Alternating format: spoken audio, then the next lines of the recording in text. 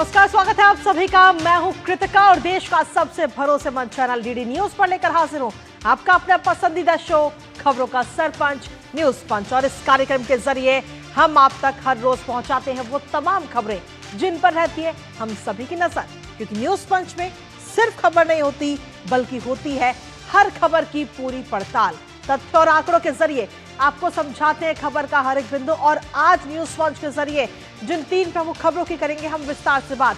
सबसे पहले एक नजर उन 3 प्रमुख खबरों पर टॉप लाइंस के जरिए। तो सबसे पहली और प्रमुख खबर होगी आज न्यूज पंच में विदेश में देश की निंदा, और एक बार फिर से राहुल गांधी घिरते हुए नजर आए हैं। जी हां, ये कोई पहली बार नहीं है। इससे पहले भी जब राहुल गांधी विदेश जाते हैं तो भारत की निंदा करके या भारत के विरोध में कुछ शब्द वो कह के आते हैं जो वहां से आने के बाद में फिर चर्चा का विषय बन जाते हैं। अब इस बार राहुल गांधी ने क्या कुछ कहा है भारत को लेकर, बताएंगे इस पूरी खबर के बारे में विस्तार से आपको। लेकिन इसके साथ ही जो दूसरी प्रमुख खबर वो है बांग्लादेश से जुड़ी हुई। अकेले नहीं है बांग्लादेश के हिंदू। जी हां, इस समय पूरी दुनिया एकजुट होती हुई नजर आ रही है। और खासतौर पर अगर हम बात भारत की करें तो भारत में बांग्लादेश को लेकर के कई जगह पर विरोध प्रदर्शन सामने आ रहे हैं। और हाल ही में जो हिंदू युवक दीपू की जिस तरीके से बेरहमी से हत्या की गई थी उसको लगातार विरोध हो रहा है और न्याय की मांग की जा रही है। भारत में अलग अलग जगह से तस्वीरें सामने आई, दिखाएंगे वो तस्वीरें आपको। लेकिन इसके साथ ही जो तीसरी प्रमुख खबर वो है विकास से जुड़ी। जी हां, विकास का एक्सप्रेसवे। अब अगले साल अगर हम देखें तो शुरुआत में देश को 2 नए और एक्सप्रेसवे की सौगात मिलने जा रही है। अब ये दोनों एक्सप्रेसवे कौन से हैं और किस तरीके से लोगों के समय की भी बचत करेंगे, पैसे की भी बचत करेंगे, बताएंगे इस पूरी खबर के बारे में भी विस्तार से आपको। तो चलिए शुरुआत करते हैं पहली और प्रमुख खबर के साथ, जहां आपको बता दें कि भारतीय जनता पार्टी ने कांग्रेस नेता राहुल गांधी पर सीधा निशाना साधा। बीजेपी ने राहुल गांधी को उनके बर्लिन में दिए गए भाषण पर घेरा और देश में अराजकता फैलाने का आरोप लगाया है। दरअसल भारतीय जनता पार्टी का कहना है कि कांग्रेस को इस देश की प्रगति से नफरत है। इसके साथ ही राहुल की लगातार विदेश यात्राओं पर सवाल भी भारतीय जनता पार्टी ने उठाए। बताएंगे आपको पूरी कहानी, लेकिन सबसे पहले आपको दिखाते हैं राहुल गांधी ने फिर उगला जहर।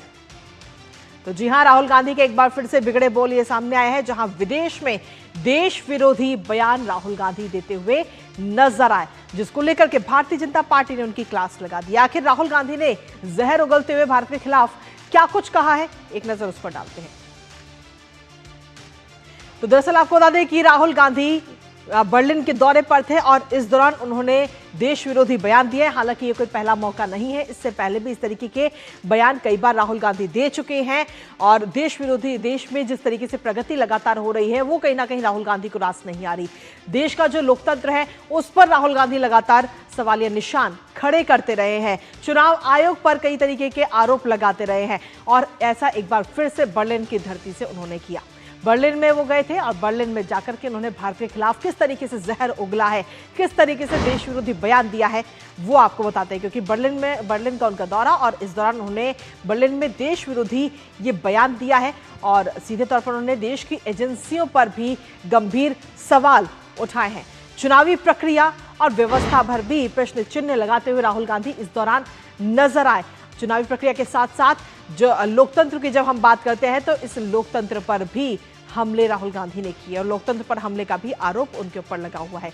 भारतीय जनता पार्टी लगातार ये आरोप लगा रही है और एजेंसियों का दुरुपयोग कर रही है। ये बात राहुल गांधी ने कही कि भारतीय जनता पार्टी एजेंसियों का दुरुपयोग कर रही है। जर्मनी के 3 दिन के दौरे पर थे राहुल गांधी और जर्मनी के दौरे के दौरान उन्होंने ये तमाम बातें कही, देश विरोधी बयान दिए, देश की एजेंसियों पर सवाल उठाए और साथ ही जो चुनाव आयोग है उस पर भी सवाल उठाते हुए नजर आए। आखिर राहुल गांधी ने देश विरोधी बयान में किन किन चीजों का जिक्र किया, एक बार वो भी आपको बताते हैं। राहुल गांधी जब बर्लिन के दौरे पर 3 दिन का उनका ये दौरा और इस दौरान उन्होंने भारत में जो लोकतंत्र है उस पर हमलावर होते हुए राहुल गांधी नजर आए। उन्होंने देश की चुनावी व्यवस्था में गड़बड़ी का एक गंभीर आरोप लगाया। अब सोचिए कि गड़बड़ी की बात वो बर्लिन की धरती पर जाकर कह रहे हैं। यहां तो वो कहते ही थे, लेकिन वहां से भी वो देश विरोधी बयान ही दे रहे हैं। ईवीएम में समस्या है उन्होंने ये बोला और साथ ही हरियाणा की वोटर लिस्ट में ब्राजीलियन महिला शामिल है। ये बात उनकी तरफ से कही गई। इसके साथ ही उन्होंने कहा कि हरियाणा में एक महिला ने एक बूथ पर 200 वोट डाले। तो इस तरीके के ये देश विरोधी बयान और गंभीर आरोप राहुल गांधी की तरफ से लगाए गए। चुनावी व्यवस्था में गड़बड़ी की वजह से कांग्रेस हारी है। कांग्रेस अभी भी जो लगातार हर जगह उसको हार मिल रही है, उसका अगर हम देखें तो वो ठीक से उसको अपडेट ठीक से उसकी वजह नहीं जान पाई है और एक बार फिर से कहीं ना कहीं अपनी हार का जो ठीकरा है वो ईवीएम पर ही फोड़ा जा रहा है, गड़बड़ी पर फोड़ा जा रहा है। संवैधानिक संस्थानों पर बीजेपी का कब्जा है, ये बात उनकी तरफ से कही गई। एजेंसियों का हथियारों की तरह इस्तेमाल किया जा रहा है, राजनीतिक लाभ के लिए धार्मिक हथकंडों का प्रयोग हो रहा है और इंडी गठबंधन को आरएसएस से नफरत है। ये तमाम बातें, ये तमाम देश विरोधी बयान जो है वो राहुल गांधी ने बर्लिन की धरती से करे हैं। हालांकि पहली बार नहीं है, इससे पहले भी जब राहुल गांधी विदेश के दौरे पर जाते हैं तो इस तरीके के बयान अक्सर सामने आते हैं और एक बार फिर से इसी तरीके के बयान उन्होंने दिए हैं। और इन बयानों को लेकर भारतीय जनता पार्टी ने राहुल गांधी की क्लास लगा दी है। राहुल गांधी के बयान पर भारतीय जनता पार्टी ने तीखा हमला बोला और पूनावाला की तरफ से कहा गया कि राहुल एलओपी यानी लीडर ऑफ प्रोपेगेंडा है। देश को लगातार बदनाम राहुल गांधी कर रहे हैं, यह बात उन्होंने कही और साथ ही कहा कि विदेश में भारत विरोधी तत्वों से राहुल गांधी मिलते हैं वहां जाकर के, और ऐसी हमने कई सारी फोटोज भी देखी हैं। और इसी के साथ में जो भारतीय जनता पार्टी के प्रवक्ता है प्रदीप भंडारी, उन्होंने कहा कि अराजकता कांग्रेस चाहती है और इसीलिए इस तरीके के बयान दिए जा रहे हैं। राहुल गांधी की लगातार विदेश यात्राओं पर सवाल भी उठना चाहिए। बिहार सरकार में मंत्री दिलीप जायसवाल, उनका भी बयान इसको लेकर के सामने आया और दिलीप जायसवाल की तरफ से कहा गया कि देश के खिलाफ बयानबाजी शर्मनाक है। पर सोचिए कि क्योंकि पहली बार तो नहीं है ये, तो बल्कि रिपीटेशन मोड पे हो रहा है। बार बार राहुल गांधी इस तरीके के बयान, देश विरोधी बयान देते हैं और फिर अपने देश में चौतरफा घिरते हैं। आखिर राहुल गांधी को भारतीय जनता पार्टी किस तरीके से फटकार लगाई है, आपको दिखाते हैं और सुनाते हैं। इंडियन नेशनल कांग्रेस नहीं है, ये एंटी नेशनल कांग्रेस है। और ये राहुल बाबा ये एलओपी लीडर ऑफ ऑपोजिशन नहीं है, ये राहुल गांधी एलओपी मतलब लीडर ऑफ प्रोपेगेंडा, एलओपी मतलब लीडर ऑफ पर्यटन और एलओपी मतलब लीडर ऑफ पलायन बन चुके हैं। तो शहजाद पूनावाला को आपने सुना, जिन्होंने कहा कि Rahul Gandhi leader of opposition नहीं बल्कि लीडर ऑफ प्रोपेगेंडा है और लीडर ऑफ पर्यटन है। हमारे साथ हमारा सहयोगी इस वक्त शैलेंद्र जुड़ रहे हैं, सीधा उनका रुख करेंगे। शैलेंद्र, सीधे तौर पर देखें तो पहली बार नहीं, हर बार अक्सर हमने देखा है कि राहुल गांधी जब भी विदेश का दौरा करते हैं और वहां जाकर के वो ऐसे देश विरोधी बयान देते हैं जिस पर फिर भारत में वो चौतरफा घिरते हैं और एक बार फिर से ईवीएम पर ही उन्होंने अपनी हार का ठीकरा भी फोड़ा। शैलेंद्र, देखिए, सबसे महत्वपूर्ण बात यह है कि आज बीजेपी ने अपनी प्रेस कॉन्फ्रेंस में कृतिका ये बात कही कि अब राहुल गांधी का विरोध उनकी पार्टी के अंदर ही हो रहा है। यानी जनमत तो पहले ही उनके साथ नहीं था, अब जनपद के भी कुछ के सहयोगी साथ नहीं है। तमाम नेताओं का उदाहरण दिया और जो उनके सहयोगी दल है, जॉन बिटॉस वामपंथी दल के सांसद हैं, उन्होंने जो कहा कि राहुल गांधी को जब संसद का सत्र चल रहा था तो बाहर नहीं जाना चाहिए था। तो अब सहयोगी भी एक तरह से राहुल गांधी के जो बयान है या फिर उनका जो रुख है उस पर सवाल उठाने लगे हैं। इमरान मसूद के बयान का उदाहरण दिया कि वो प्रियंका को लाने की बात कह रहे हैं कांग्रेस के अंदर। तो अब राहुल गांधी को लेकर असहजता है कांग्रेस के अंदर, ये भी बीजेपी इस बात का दावा कर रही है। और निश्चित तौर पर जब भी विदेश जाते हैं तो बयानों की एक फेहरिस्त है जिसमें वो संवैधानिक संस्थाओं के बारे में ऐसी टिप्पणियां करते हैं जो ये कहा जाता है बीजेपी को मौका मिलता है कि बाहर भारत की बुराई करने का एक तरह से ठेका ले रखा है राहुल गांधी ने और इसीलिए उनकी आलोचना बीजेपी लगातार करती है। लेकिन ऐसे में सवाल ये भी है कि आलोचना तो करती है लेकिन उसकी असली हार की वजह क्या है, इस पर कभी मंथन नहीं किया जाता और हर बार हार का ठीकरा जो है वो ईवीएम पर फोड़ दिया जाता है। जो चुनाव आयोग है उस पर हार का ठीकरा फोड़ दिया जाता है कि चुनाव में गड़बड़ी हुई है। इस तरीके की बहानेबाजी कहीं ना कहीं कांग्रेस हर बार लगाते भी। हाल ही का उदाहरण अगर हम देखें तो महाराष्ट्र में भी देखा हमने और बिहार में भी देखा। देखिए, वोट चोरी का मुद्दा राहुल गांधी ने उठाया था बिहार के चुनाव में, हमने देखा कि जनता ने उसे खारिज किया। उमर अब्दुल्ला जब जम्मू कश्मीर में चुनाव जीतते हैं, सहयोगी दल हैं इंडी गठबंधन के, तब कांग्रेस या राहुल गांधी इस तरह के बयान नहीं देते। झारखंड में जब जेएमएम चुनाव जीतती है तब भी वो इस तरह के बयान नहीं देते, कर्नाटक में कांग्रेस चुनाव जीतती है, या फिर हिमाचल में जब कांग्रेस चुनाव जीतती है। जहां पर बीजेपी चुनाव जीतती है वहां पर ईवीएम की बात, गड़बड़ी की बात सामने कर दी जाती है और उस पर कोई तथ्य सामने नहीं रखा जाता।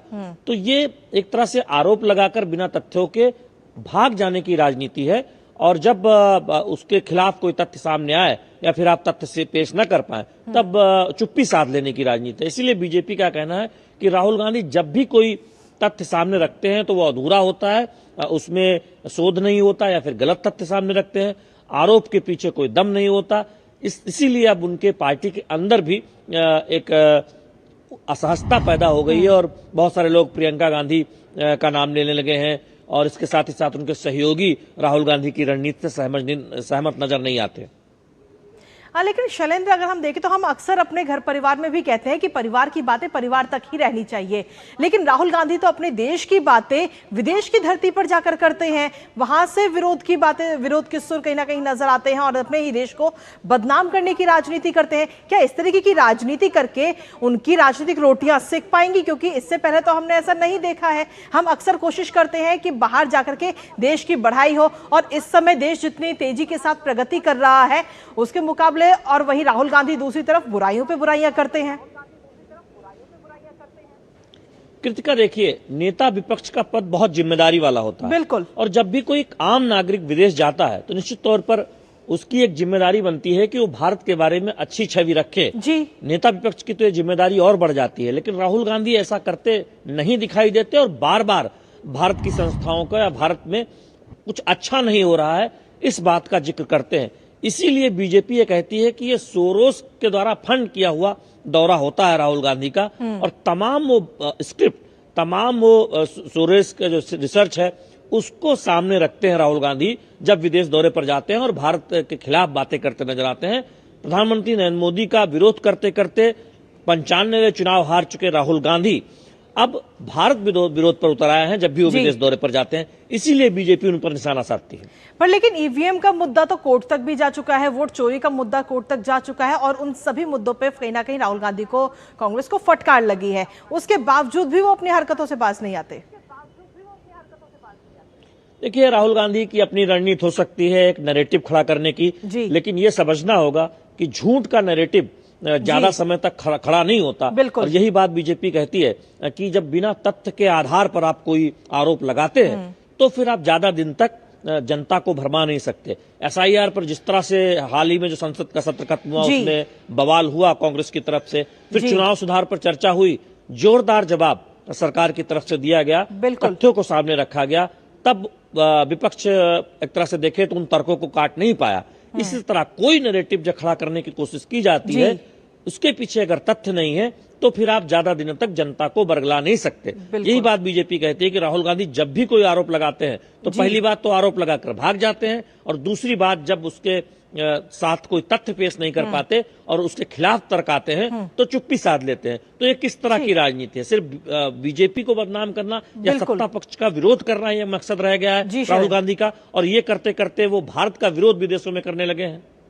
बिल्कुल, बहुत बहुत शुक्रिया शैलेंद्र तमाम अपडेट्स और जानकारी साझा करने के लिए इस महत्वपूर्ण खबर से जुड़ी हुई। इसी के साथ अब रुक करते हैं हमारी अगली महत्वपूर्ण खबर का, बांग्लादेश से, जहां हिंदुओं के खिलाफ हिंसा और दीपू चंद्र दास की मॉब लिंचिंग को लेकर दुनिया के कई देश चिंता जता चुके हैं, तो वहीं भारत में भी कई जगह से विरोध प्रदर्शन की तस्वीरें सामने आई हैं। अब आज देश की राजधानी दिल्ली में भी इसको लेकर माहौल गर्मा गया, जहां विश्व हिंदू परिषद, बजरंग दल और अन्य हिंदू संगठनों ने के जो कार्यकर्ता हैं उन्होंने बांग्लादेश हाई कमीशन के बाहर जोरदार प्रदर्शन किया। प्रदर्शनकारियों ने बैनर पोस्टर हाथ में लेकर नारेबाजी की और बांग्लादेश में हिंदुओं की सुरक्षा सुनिश्चित करने की मांग की है। इसके अलावा भोपाल में भी विश्व हिंदू परिषद और अन्य हिंदू संगठनों ने विरोध प्रदर्शन किया। जानेंगे लेटेस्ट अपडेट अपने संवाददाता से, उससे पहले आपको दिखाते हैं भारत में हो रहे विरोध प्रदर्शन की अलग अलग तस्वीरें।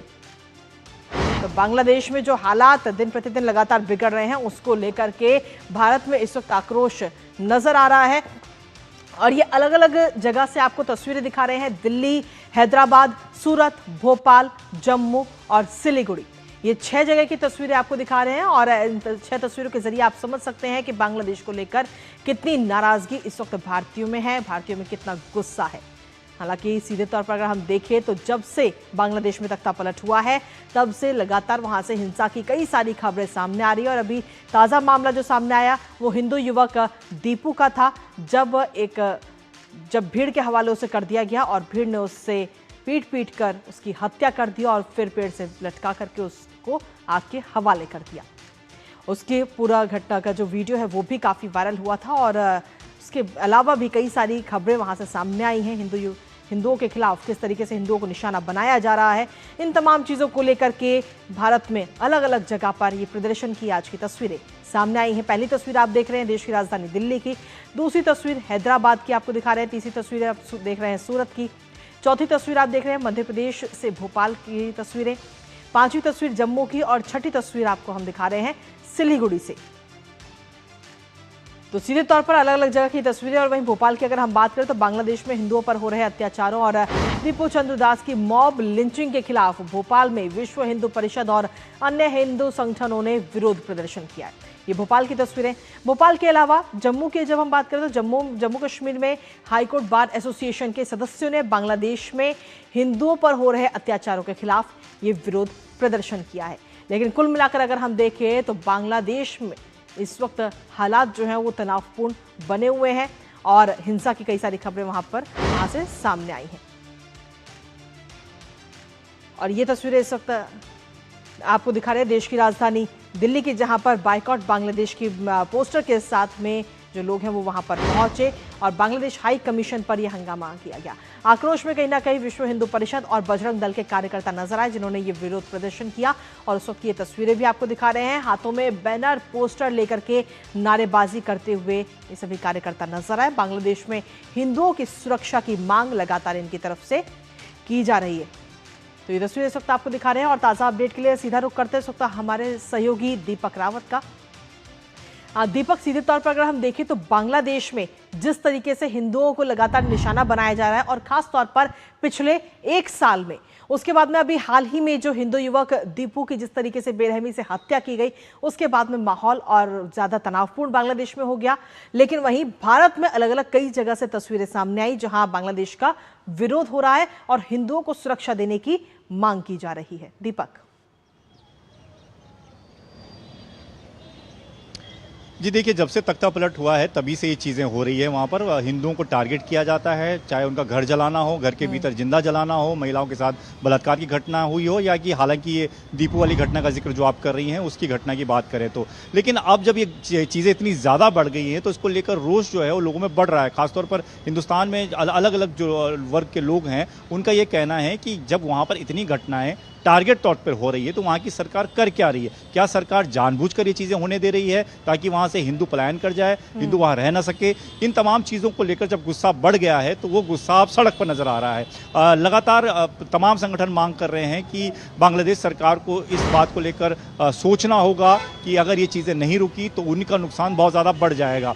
इस वक्त अगर दिल्ली की बात करें तो साउथ कैंपस मेट्रो स्टेशन के पास में खड़ा हूँ। यहाँ पर थोड़ी देर पहले तक तमाम हिंदू संगठन पहुँचे थे, चाहे वो विश्व हिंदू परिषद हो, बजरंग दल हो, तमाम संगठनों ने आज यहाँ से बांग्लादेश हाई कमीशन तक जाने की कोशिश की। हालांकि पुलिस ने उन्हें 1 किलोमीटर पहले ही रोक दिया था और सीधे तौर पर पुलिस ने सुरक्षा का हवाला देते हुए कहा कि इससे आगे मत जाइए। लेकिन यहाँ पर जो संगठन जुटे थे उन संगठनों का ये कहना था कि बांग्लादेश हाई कमीशन पर जाकर शांतिपूर्वक प्रदर्शन करने का मतलब ये है कि बांग्लादेश की सरकार ये समझे कि जो बांग्लादेश में हिंदू रह रहे हैं वो अकेले नहीं है, उनके साथ भारत खड़ा है, भारत के तमाम लोग खड़े हैं। और सिर्फ भारत ही नहीं बल्कि अलग अलग देश, पूरे विश्व की बात करें तो अलग अलग देशों से भी चिंताएं जाहिर की जा रही है। अलग अलग देशों से ये बयान आ रहे हैं कि जो बांग्लादेश में हो रहा है वो बिल्कुल गलत हो रहा है। तो यही मैसेज जो है वो भी आज यहाँ से देने की कोशिश कर रहे थे। तमाम जगह जगह पर जो प्रदर्शन हो रहे हैं वहाँ से यही मैसेज देने की कोशिश की जा रही है कि वहाँ की यूनिट सरकार को अब सोचना होगा कि ऐसे आंखें बूंद कर वो नहीं बैठ सकते हैं, उनको काम करना होगा। खासतौर पर हिंदुओं को लेकर काम करना होगा। उन पर अत्याचार अगर बढ़ रहा है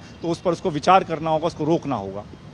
इसी के साथ अगर हम देखें तो बांग्लादेश में भी हालात तनावपूर्ण लगातार बने हुए हैं और मोहम्मद यूनुस इन हालातों पर कंट्रोल पाने में बिल्कुल ही विफल नजर आ रहे हैं दीपक, क्योंकि अभी हाल ही में सीधे तौर पर अगर हम देखें तो इस वक्त कुर्सी पर भी संकट मंडराता हुआ इस वक्त यूनुस की नजर आ रहा है। जी बिल्कुल, चर्चा चली रही कि कभी भी तख्ता पलट दोबारा हो सकता है, और ऐसे में अगर आप बात करें जहां माइनॉरिटी वहां पर बात की जाती है, वहां पर आपको माइनॉरिटी के साथ किस तरह का व्यवहार हो रहा है उस पर आप कुछ नहीं बोलते हैं, उस पर आप कुछ नहीं करते हैं। भारत की तरफ से भी लगातार संदेश देने की कोशिश की गई है कि आपको इस पर विचार करना चाहिए, इसको देखना चाहिए। और भारत ही नहीं, जैसा मैं पहले भी बता रहा था, बाकी देशों से भी यूएन तक बार बार ये कह रहा है कि वहां पर अगर अल्पसंख्यकों के साथ इस तरह की चीजें हो रही हैं तो वहां की सरकार को इस पर ध्यान देना चाहिए। बावजूद इसके यूनिट सरकार इस पर कोई ध्यान नहीं देती है। कानून व्यवस्था किस तरह से काम कर रही है आप समझ सकते हैं कि दीपू को मॉब लिंच किया जाता है, उसको भारी भीड़ जहां पर दिन दोपहर में उसको पीटा जाता है, उसकी हत्या हो जाती है। ऐसा सिर्फ एक बार नहीं हुआ, ऐसा कई बार हुआ है। महिलाओं के साथ अपराध की घटनाएं सामने आती हैं और दिन दहाड़े घटनाएं होती है और इसके वीडियोस भी सामने आते हैं, उसके बावजूद भी अपराधियों को नहीं पकड़ा जाता है। तो ये किस तरह की सरकार है, किस तरीके का काम कर रही है? तो इससे साफ पता चलता है कि टारगेटेड तरीके से हिंदुओं पर वहां पर हमला किया जा रहा है और वहां की सरकार जानबूझकर उस पर कोई काम नहीं कर रही, कोई एक्शन नहीं लेती है। यही वजह कि अब गुस्सा जो है वो लोगों का भड़कता जा रहा है और लोग बांग्लादेश को सीधा मैसेज देना चाहते हैं कि अगर ये नहीं रुका तो बांग्लादेश के लिए आने वाला समय और ज्यादा मुश्किल भरा हो सकता है। बहुत बहुत शुक्रिया दीपक, तमाम जानकारी और अपडेट्स हमारे साथ साझा करने के लिए। इस महत्वपूर्ण खबर से जुड़े हुए लगातार इस पर अपनी नजर आप बनाए रखिएगा। और इसी बीच न्यूज पंच वक्त एक छोटे से ब्रेक का है, जल्द हाजिर होते हैं। चिंतामणि, क्यों इतनी चिंता करते हो? क्या खरपतवार से परेशान हो? पेश है स्टील MH210 प्लावोवीडर। खरपतवार पे करो वार, सुनहरी फसल होगी हर बार। तू मेरे घर के रानी, ये मेरे खेतों का राजा। स्टील उपकरण लाए परिवर्तन। तीनों कॉलेज में डोंट वरी, फीस तो देखो। क्या हाल है? क्या हुआ? हाँ फीस की टेंशन। राहुल का बैंक अकाउंट तो है ही, रास्ता क्लियर। बैंक से जरूरत भर के हिसाब से स्टूडेंट एजुकेशन लोन इजीली मिलेगा और उसमें भी 4 लाख रुपए तक, नो कोलैटरल। वो कहाँ है? मिठाई। RBI कहता है करो से ही शुरुआत, बनो फाइनेंशियली स्मार्ट। LIC युवा प्रोफेशनल्स के लिए लाए हैं नव जीवन श्री। करें नियमित प्रीमियम का भुगतान, जीवन बीमा का आनंद लें, प्राप्त करें प्रीमियम के प्रतिशत पर गारंटीकृत एडिशंस। अपने वित्तीय लक्ष्यों के अनुरूप मैच्योरिटी पर गारंटीकृत धनराशि पाएं। मौजूदा पॉलिसी धारकों के लिए आकर्षक अतिरिक्त लाभ। आज ही खरीदें। चिंतामणि, क्यों इतनी चिंता करते हो? क्या खरपतवार से परेशान हो? पेश है स्टील MH210 प्लावोवीडर। खरपतवार पे करो वार, सुनहरी फसल होगी हर बार। तू मेरे घर के रानी, ये मेरे खेतों का राजा।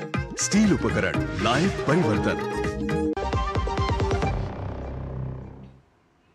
और ब्रेक के बाद एक बार फिर से स्वागत आप सभी का। अब रुक करेंगे हमारी तीसरी महत्वपूर्ण खबर का। पूरे देश में विकास की तेज रफ्तार है और देश में एक्सप्रेसवे का जाल बिछ रहा है, जिससे आम लोगों का समय और पैसा दोनों की बचत हो रही है, रोजगार को भी बढ़ावा मिल रहा है और अर्थव्यवस्था को भी सीधा फायदा हो रहा है। और इसी कड़ी में अब देश को 2 और नए एक्सप्रेसवे की सौगात बहुत जल्द मिलने जा रही है।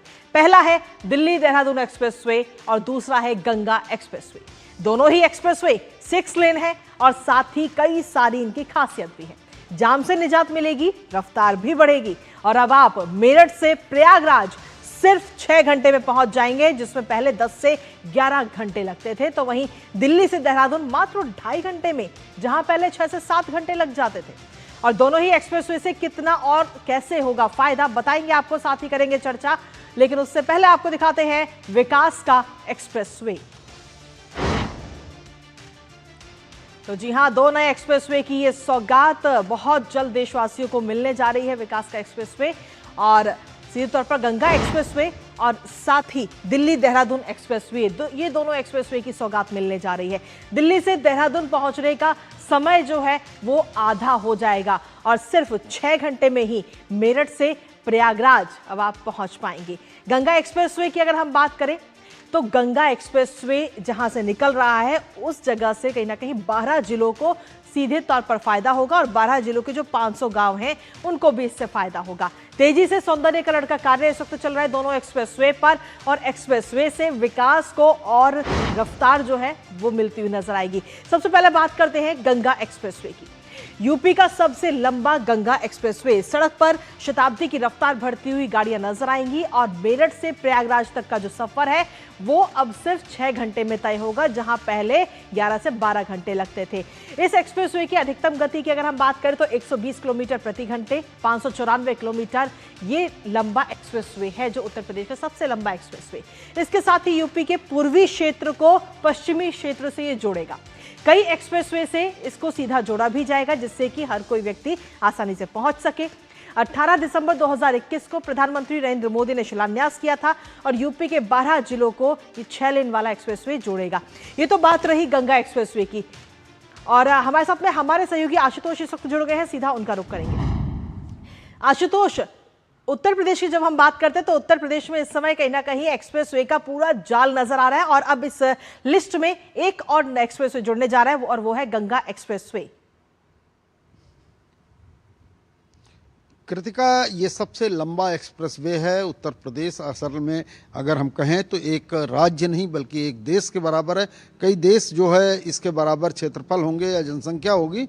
उत्तर प्रदेश का ये सबसे लंबा 594 किलोमीटर का ये एक्सप्रेसवे है और यह बनकर के तैयार है। 2021 में अर्ध कुंभ के अवसर पर मुख्यमंत्री योगी आदित्यनाथ ने प्रधानमंत्री की उपस्थिति में इसकी घोषणा की थी और बहुत ही कम समय में इसको बना करके तैयार किया गया है। और जिस तरीके से इसका जो है बनावट है, जो बनाया गया है, 27 सालों के लिए वो प्राइवेट कंपनियां इससे इंगेज की गई हैं जो इसका मेंटेनेंस देखेंगी, इसको यथावत चालू रखने के लिए।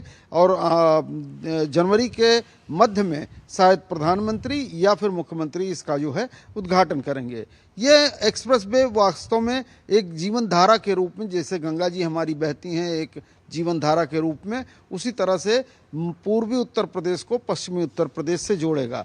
मेरठ से लेकर के प्रयागराज तक का सफ़र न केवल आसान होगा बल्कि आपको हम बता दें कि मेरठ में जो हाई कोर्ट में मुकदमे जाते हैं जी, सारी बेंच जो है हाई कोर्ट जो है प्रयागराज में है। ऐसे में उनको जाने आने में तमाम दिक्कतें थी, लेकिन जब सफ़र का समय कम होगा तो उन्हें जाने आने में आसानी होगी और निश्चित रूप से लोगों को फ़ायदा मिलेगा। इसके अलावा कई सारे क्लस्टर यहाँ पर डेवलप किए गए हैं जहाँ पर औद्योगिक विकास, कृषि से संबंधित, क्योंकि ये गंगा का बेसिन है और इस बेसिन में जो है बहुत ही फर्टाइल लैंड होती है और इस फर्टिलाइल लैंड से जो उपज होती है वह तेज़ी से किस तरह से दिल्ली या पूर्वी उत्तर प्रदेश तक पहुँचे, उसको लेकर के भी कहीं ना कहीं किसानों को लाभ मिलेगा। जी कृतिका। चलिए, बहुत बहुत शुक्रिया तमाम जानकारी हमारे साथ साझा करने के लिए आशुतोष। इस महत्वपूर्ण खबर से जुड़ी हुई तो सीधे तौर पर गंगा एक्सप्रेसवे की सौगात बहुत जल्द ही यूपी वालों को मिलने वाली है और इसके साथ ही दिल्ली से देहरादून का जो सफर है वो भी बहुत जल्दी आसान होने वाला है और मात्र 2.5 घंटे का ये सफर हो जाएगा। नजर हर खबर पर हमारी लगातार बनी रहेगी, लेकिन इसी के साथ फिलहाल न्यूज पंच में मुझे और हमारी पूरी टीम को दीजिए अनुमति इस वादे के साथ कि कल सुबह 10:30 बजे फिर होगी आपसे मुलाकात। तब तक के लिए नमस्कार।